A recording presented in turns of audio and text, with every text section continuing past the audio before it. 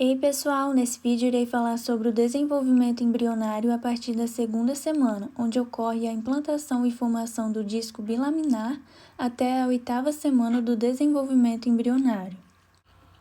A segunda semana se inicia com o processo de desenvolvimento do blastocisto, no qual interfere até o quinto dia na formação do embrião. O blastocisto se divide em dois tipos celulares, o trofoblasto e o embrioblasto. Eles estão conectados ao endométrio, que por sua vez irá iniciar o que chamamos de processo de implantação. Nesse caso, as células do trofoblasto entram em contato direto com o endométrio e se proliferam nele, causando assim a apoptose das células, que faz com que o blastocisto seja puxado ou então implantado dentro do endométrio. Essas células são divididas e passam a ser chamadas de sincício trofoblasto, que estão em contato com o endométrio, e são responsáveis por liberar o hormônio gonadotrofina coriônica humana, o HCG. E o outro tipo é o citotrofoblasto, que vai envolver todo o blastocisto. Por outro lado, as células do embrioblasto podem se diferenciar em camadas superior, que é o epiblasto, e inferior, hipoblasto, que vão originar assim o disco embrionário bilaminar. No epiblasto ocorre a formação da cavidade amniótica, que se reveste de células aminoblastos e tem função de produzir e armazenar o líquido amniótico. Esse líquido, portanto, servirá como fonte de proteção para o embrião em caso de choques mecânicos. Já o hipoblasto se prolifera e se reveste de citotrofoblasto, dando origem assim à membrana exocelômica, ou seja, o que era antes chamado de cavidade blastocística, agora passa a ser chamado de membrana exocelômica ou então de cavidade vitelina primitiva. Após alguns dias, é possível observar o blastocisto completamente implantado dentro do endométrio, onde o sincício trofoblasto permanece em crescimento até atingir os vasos sanguíneos da mãe. Esse sangue, que preenche as lacunas, como mostra a imagem, serve como nutrientes e oxigênio presente no sangue materno, que servirá de auxílio no desenvolvimento do embrião, também chamado de circulação útero-placentária. Ainda nesse período, se forma uma camada em volta do embrião conhecida como mesoderma extraembrionário. Dentro dessa camada começam a se formar lacunas, as cavidades extraembrionárias, que crescem e vão se fundir formando uma única cavidade, a cavidade coriônica. Mais adiante, parte da membrana extraembrionária que circunda a cavidade, o citotrofoblasto e as células que compõem o sincício trofoblasto vai constituir a placa coriônica ou córeo, responsável por futuramente originar a placenta. A outra parte da membrana, chamada de pendículo, une o embrião à placa coriônica, que vai determinar o cordão umbilical. Nessa etapa, o tamanho do saco vitelino primitivo vai diminuir e será denominado saco vitelino secundário ou saco vitelino definitivo. Além disso, a terceira parte da membrana extraembrionária forma um cisto exocelômico, porém, com o desenvolvimento, ele irá desaparecer.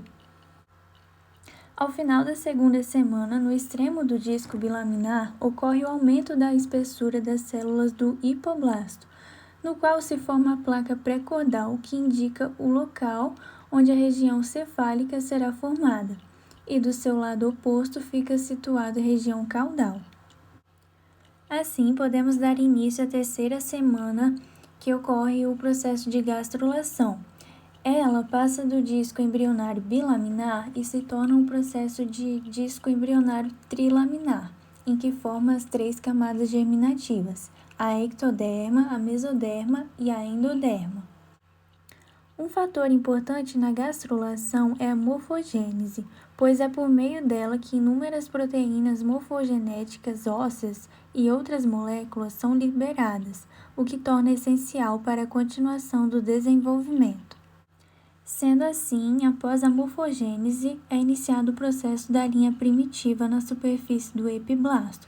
Cabe entender, então, que essa estrutura está associada ao espessamento de células do epiblasto, que surge na porção caudal e cresce até a metade do disco embrionário.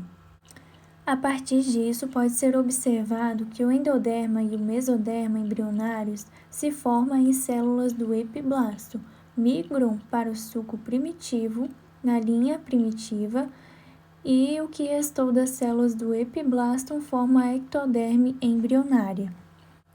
Depois do processo de gastrulação, ainda na terceira semana, surge o processo notocordal, no mesoderma, que possui a função de garantir as ligações de músculos e vértebras e servir de base para o esqueleto axial. A notocorda, por sua vez, possui estrutura parecida a um bastão, que é o eixo do embrião, e seu processo cresce até a placa cordal, onde se dobra e forma a notocorda. A última fase da terceira semana é a neurulação. Ela faz parte da organogênese nos embriões vertebrados e consiste na formação do sistema nervoso do embrião em desenvolvimento. Assim, depois de serem formadas a placa neural e as pregas neurais, acontece o processo de fechamento das pregas até o tubo neural ser produzido. Nessa imagem pode ser observado melhor que a placa neural sofre processo de invaginação ao longo do seu eixo central e logo após se forma o sulco neural, que são as depressões, como mostra na representação. Ao lado dela se constituem as pregas neurais, que estão em formato de elevações. Porém, o tubo neural só será formado quando as pregas neurais se fundirem. Iniciando a quarta a oitava semana do desenvolvimento embrionário, os cuidados precisam ser redobrados, pois é nessa fase que ocorrem os agentes teratogênicos que podem comprometer na estrutura e função do feto, causando deformidades. As principais características encontradas na quarta semana do desenvolvimento alguns somitos que originam as vértebras, músculos e costelas do embrião. Sua estrutura é pouco encurvada, decorrente das pregas cefálicas e caudal. O neuroporo anterior já está fechado e o neuroporo caudal se fecha só ao final da quarta semana. O prosencéfalo produz uma saliência e o dobramento do embrião confere uma característica em formato de C, e ao final da quarta semana é perceptível a presença da cauda delgada. Já na quinta semana percebe-se o rápido crescimento do encéfalo e das estruturas faciais, fazendo com que o crescimento da cabeça exceda o crescimento de outras regiões e a face fique em contato com a eminência cardíaca. Além disso, os brotos dos membros superiores adquirem a forma de remos e os dos membros inferiores de nadadeiras. Na sexta semana, as placas das mãos se desenvolvem nos membros superiores, os raios digitais, que são os dedos, começam a se desenvolver e os embriões nessa semana já apresentam movimentos espontâneos, como contrações bruscas do tronco e dos membros. Já na sétima semana, são formadas depressões entre os raios digitais que separam os futuros dedos. Forma-se também o canal vitelino, que é o ducto estreito que antes formava uma comunicação entre o intestino primitivo e o saco vitelínico. O intestino entra no celoma extraembrionário na porção proximal do cordão umbilical, formando então a hérnia umbilical fisiológica, que se dá por razão de a cavidade abdominal ser pequena demais para acomodar o intestino em crescimento. E finalmente a oitava semana, onde os dedos das mãos já estão separados, porém unidos por membranas, e são vistas depressões entre os raios digitais dos pés. A cauda ainda está presente, mas é curta.